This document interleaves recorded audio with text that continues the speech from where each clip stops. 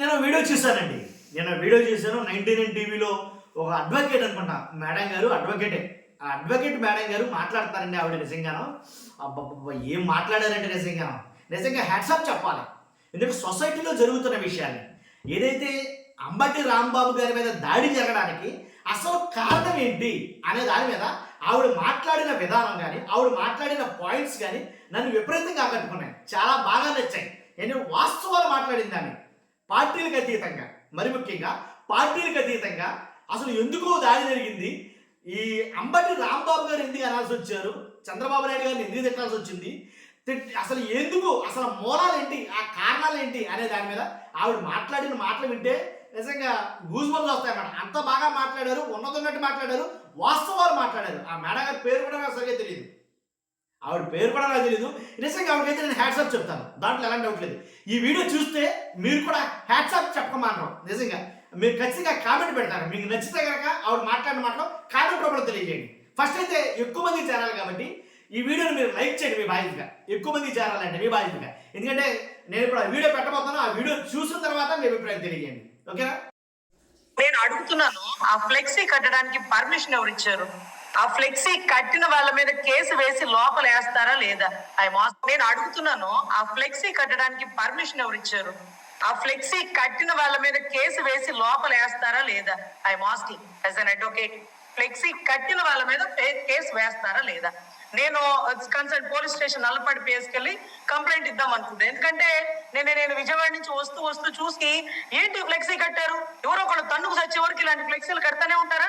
ఇది పాపం ఇది నిజం అంటూ, ఏది పాపం ఏది నిజం అంటూ అక్కడ ఫ్లెక్సీ కట్టారు సార్. అది అక్కడ ఆయన ఉండే 40% ఓటింగ్ ని రెచ్చగొట్టడమే కదా. మన ఓటింగ్ మనకుంది, ఆయన ఓటింగ్ ఆయనకుంది. కొట్టుకు చచ్చేలాగా కట్టే ఫ్లెక్సీకి పర్మిషన్ ఎవరు ఇచ్చారు?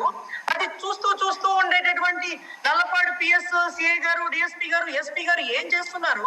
నిన్న పొద్దునే అనుకున్నాను ఏదో గొడవ జరుగుతుంది అని, ఆ ఫ్లెక్సీ చూసాక ఇవాళ మధ్యాహ్నానికో పొద్దునకో జరిగేసి అంటే సిట్టు సిఐడి ఇన్వెస్టిగేషన్ కేసుని మీరు ఫ్లెక్సీలు కట్టి కల్తీ ఉందన్నది నిజం అంటే ఏది అబద్ధం? పంది కొవ్వు అనేది అబద్ధం.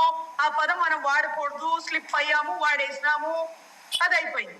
సో కల్తీ ఉన్నది నిజమే, అది జరుగుతుంది, ఇంకా ఇన్వెస్టిగేషన్ పూర్తి కాల. అంత మాత్రానికే మనం ఫ్లెక్సీ కట్టేసి అక్కడ ఫోటోలు పెట్టడం తప్పు కదా, వాళ్ళని రెచ్చగొట్టినట్టు కదా. ఈ రోజు కర్రలు పట్టుకొని ఎన్టీ రామారావు గారి బొమ్మ దగ్గర నుంచున్నటువంటి టీడీపీ కార్యవర్గం ఏంటి సంకేతం? మీరు కర్రలు పట్టుకొని ఒక రౌడీ మూకల్లాగా ఆ విగ్రహం దగ్గర నుంచుంటారా? ఎప్పుడైనా కర్రలు పట్టుకున్న చరిత్ర ఉందా? అసలు ఎప్పుడైనా గొడవలకు పోయిన చరిత్ర ఉందా? షామ్యానాలు వేసుకుని కదా మీరు నిరసనలు తెలియజేసేది. కర్రలు పట్టుకుని వీధుల్లోకి వస్తారా? అందులోనూ ఒక్కొక్కరు ఒక్కొక్క శాఖ చైర్మన్, ఒక మహిళ అయితే గ్రంథాలయ శాఖ చైర్మన్ రారాని లకారంతో బూతులు తిట్టేస్తున్నారు. కర్రలు తీసుకొని బయటగా వచ్చేది ఇదా వ్యవస్థకు మీరు ఇచ్చే మెసేజ్? ప్రభుత్వంలో ఉన్నాం కదా అని కర్రలు పట్టుకుని పోతే చూస్తూ ఊరుకుంటారా ప్రపంచం? తప్పుగా సార్, అది లా అండ్ ఆర్డర్ కి విరుద్ధం. ఫ్లెక్సీ కట్టడమే తప్పు. దానికి పర్మిషన్ ఇచ్చిన వాళ్ళు ఎవరో, ఈ గొడవకి మొత్తానికి కారణం వాళ్ళు.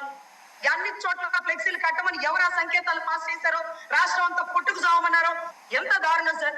అంటే దారిని పోయేదాన్ని తగిలించుకోవడం, ఆ ఫ్లెక్సీ కట్టడం, అది రెచ్చగొట్టడం, గొడవలు అవ్వడం, తన్నుకోవడం, దేనికి మెసేజ్ ఇస్తున్నాం సార్? సో దయచేసి దీన్ని అయితే నేను పూర్తిగా ఖండిస్తున్నాను సార్. ఆ ఫ్లెక్సీ కట్టమన్న వాళ్ళ నుంచి సరైన సమాధానం రావాలి. తప్పకపోతే కదా మనం అడగాలి. ఆయన చెప్పేసినారు కదా, మీడియాను పిలిపించి ఆయనే చెప్పాడు అన్న మాటకి అది కూడా మీరు రెచ్చగొట్టి అన్నారని. మళ్ళీ ఇప్పుడు ఎందుకు మొట్టడి చేస్తున్నారు? ఏం చెప్పాలి మీకు క్షమాపణ? అప్పుడు చెప్పింది కాక మళ్ళీ ఇంకోసారి చెప్పాలా? లేకపోతే చంద్రబాబు గారి ఇంటికి వెళ్ళి చెప్పాలా? తప్పు జరిగింది, క్షమాపణ చెప్పానక కర్రలు తీసుకొని రోడ్ల మీదకి వచ్చే సంస్కృతి ఎప్పుడు నేర్చుకున్నారు? ఇది తప్పు కదా. దీని మీద కదా కేసు కట్టాలా? ఫస్ట్ మీరు కదా రాళ్ళేసింది కార్ల మీదకి, మీరు కదా బూతులు తిట్టింది, తర్వాత కదా బయటకు వచ్చి ఆయన ఒక్క మాట మాట్లాడాడు. వాళ్ళ వర్గం ఏమన్నా కర్రలు తీసుకొని వచ్చారా, కత్తులు తీసుకొని వచ్చారా? కొత్త విష సంస్కృతి అలవాటు చేయకండి. పుసిక్కిన ప్రభుత్వం మారింది అనుకోండి, మన కర్రలతో వచ్చాం, వాడు కత్తులతో వస్తాడు.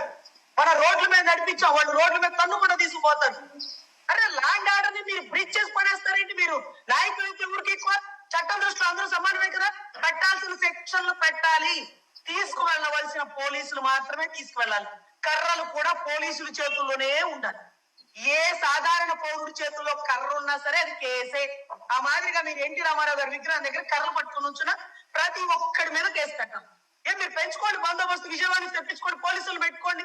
మీరు కర్రలు పట్టుకున్నారేంటి? అది ల్యాండ్ ఆర్డర్ విరుద్ధం సార్. యాజ్ అన్ అడ్వకేట్ గా నా ఓపెన్ స్టేట్మెంట్, దీనికి నా పార్టీలకి ఎటువంటి సంబంధం లేదు.